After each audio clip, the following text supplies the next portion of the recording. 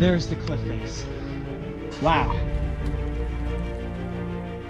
Dude, look at this. There's cave paintings. We are literally sitting at the foot of history right now.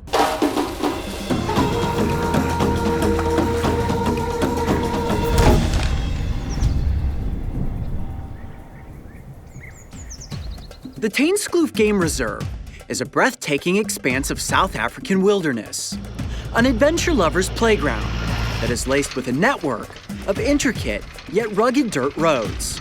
The reserve stretches across 13 hectares and is nestled amongst the rocky mountainsides of the Eastern Cape. Today we are heading out on a true Indiana Jones-themed mission.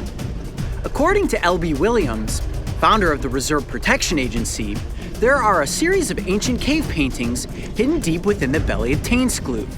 Of course, LB has seen these paintings before, as he has personally scoured every inch of this wild place. However, he has challenged us to see if we can find what he calls a true needle in the haystack of history on our own. All right, Coyote, we're about to set off on the adventure. What are we doing? Well, just before us is a road that looks off-road, despite the fact that it's been bulldozed, but wait until you see how far we get into the backcountry of South Africa. And what we're searching for is a series of lost caves. By lost caves, what I mean are caves that have not been explored in hundreds of years. Supposedly, there are some ancient cave paintings in there. We're gonna try to find them and get them on camera. I have a feeling that this is gonna be one epic adventure. Let's go.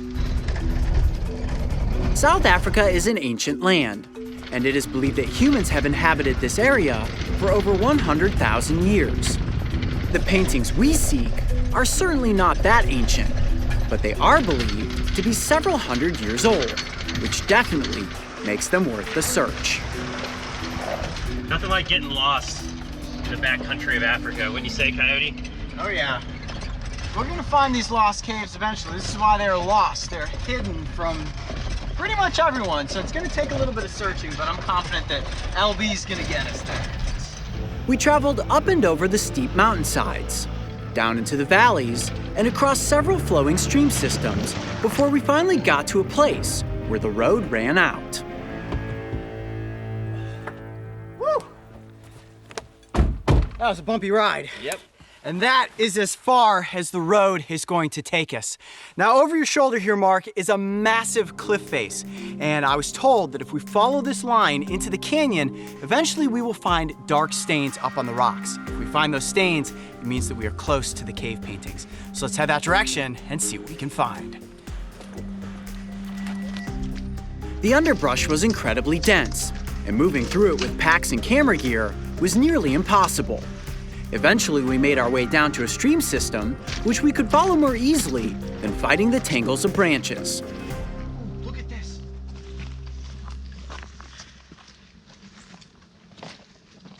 Look at those dark marks on the rocks. Where?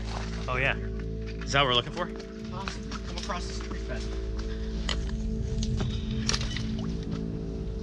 Look at that. Look. You see them? Yeah. I'm gonna have to bust out the main camera to get shots of that. I don't know if you can see that on the GoPro from there. There are distinct dark marks right there on the rocks. Definitely stand out more than anything else we've seen so far. Let's get a little bit more in. I'll get a better view. Okay, yeah, keep coming up this hillside. It felt like we were getting close, and despite the inclement weather, we decided to press forward, across another stream and up a steep embankment, when right before our very eyes, the flat rock face that LB described as being unmistakable was towering above us.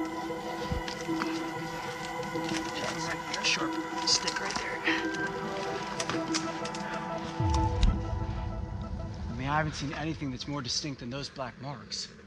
All right, well, this might be the black stains in the rock that we were looking for. Let's hunker down underneath these trees, stay out of the rain, and get the main camera set up. I think we are close, guys. Got it? Yep. All good. All right, Mark has gotten the main camera out of his pack. It's still raining though. Yeah. We gotta get these shots. I think we're right on it, guys. I'm rolling. Okay, so right up through here, it looks like we have a little cave type area. Definitely have distinct black markings on the side of the rocks, and hopefully this is where the cave paintings are located. All right, we're gonna go up through all these spiky plants, and hopefully that's where they're at. All right, here we go, ready? Yep.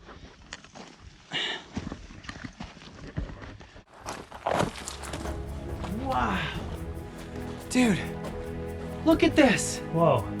There's cave paintings. Is that them? This has got to be them. Look at this. You've got like little human-like figures here, there, and there. Look at this one. Ooh, that one's definitely a male. How can you tell? Notice the male part. And then over here you've got what looks like a teepee. Here's some sort of shape there. What do you got down there, Mario? You know, this is probably where they would gather and like make a fire and cook their food and stuff and then hang out. And then for fun, they probably would kind of draw. Right, and by they we're talking about indigenous peoples. And Yeah. these cave drawings, I guess we keep calling them a cave drawing, but it's more of an overhang than it is a cave. Hundreds, maybe even thousands of years old. We are literally sitting at the foot of history right now. Yeah, it's This pretty is cool. crazy. Let's look around at the walls and see what other etchings we can find. Are all the red spots paintings technically? I mean, like if you come over here, you can see like there's like a shape in there. Oh yeah, See that that? definitely is a shape. Look at that right there. You see, that's not natural. That's like, Looks like that would have been the head of a human. Here's an arm that comes down and its body. It's interesting how it's at an angle like that. What'd you Look at find this. there? that's definitely a little human, right? Oh, here, let me see. Oh, it looks like Get it. in there. Look at that. Definitely looks humanoid to me. Tiny. But why all the way down there? I mean, I wonder how deep this would have originally gone. I mean, how much sediment has fallen down in this area. Think of what can be buried down beneath all of this soil. Look at this. So you can definitely see like this whole area, the redness on the rock Yeah. is distinct to this area. If you look like over here, for example, there is no red. It's Right. only this area. So it kind of makes you wonder, were these parts at some time part of a larger painting? Right, and it just sort of dissolved and disintegrated Yeah, away. because like even look right here, you can see there's a clear line. Mm-hmm. See that? There's a clear line there. That's I wonder if that was like a horse or an elephant. Maybe that was an elephant, a tail of an elephant. Oh, it does. Looks like either a tail or perhaps a trunk and maybe a leg like that right there. This is super cool. And you may be wondering to yourselves, well, Coyote, how would somebody draw on a rock wall and have it last for this long? And my guess would be that here, point your camera down here. All of this red rock was likely broken apart, and then they would use something like sap or animal fat to draw on the walls, and it's just lasted for all that time. It has completely stained the rock. Look at that one. There's like two people right next to each other. And, you know, this is the distinct. first time this art has ever been filmed. First people ever. These are the first cameras to ever film, and what we're gonna do now is photograph these to document them. What I'm gonna do is use my hand for scale. Mark, why don't you get out the high quality camera, give this camera to Mario, and we'll get some photographs of them and take them back to the research team. Sound good? Yep, let's do it. All right. All right, time to get out the DSLR so we can take some great photographs of this indigenous artwork and share them with our friends back in town. What's really cool is this is actually really important for the culture in this region to document these rare artifacts. Definitely will help add to the cultural history of this region of South Africa. Pretty cool, huh? I think that's an elephant. Yeah, I think it is too. You can clearly see that there's a leg and then there's either a trunk or a tail. Can't really tell what happened back here. I mean, there's so many years, could be hundreds, if not thousands of years of erosion that's been hammering the artwork that's here. So we're really actually fortunate to be able to see what we can. You can see some that have disappeared almost completely at this Yeah. point. This looks like a little man that's running down a hillside. Did you get this one? This clearly looks like an arm with a hand and legs Looks like it's holding and holding something. Maybe a something. fish. They're clearly man-made, but there is a little interpretation required to identify what these are.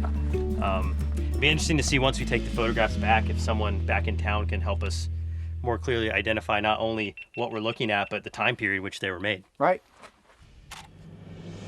Got it. All right, you ready for the long trek back? I sure am. It took us 2 hours to get here. That means it's gonna take at least 2 hours to get back. But this certainly was epic, coming across indigenous paintings out here in the backcountry of South Africa. I'm Coyote Peterson. Be brave, stay wild. We'll see you on the next location. Getting to explore the wild and ancient mountains of the Taenskloof Game Reserve was an adventure I will always remember. As a team, our goal usually centers around finding and presenting animals, so to search for relics such as cave paintings was a nice change of pace. These faint images represent a history to this land that dates back hundreds of years, and to have seen them with my own two eyes was a sight I will never forget. If you enjoyed exploring for cave paintings, make sure to go back and watch the episode where the Brave Wilderness team and I kayaked to a deserted island and found ourselves lost in the abandoned Fort Gorges. And don't forget, subscribe so you can join me and the crew on our next location.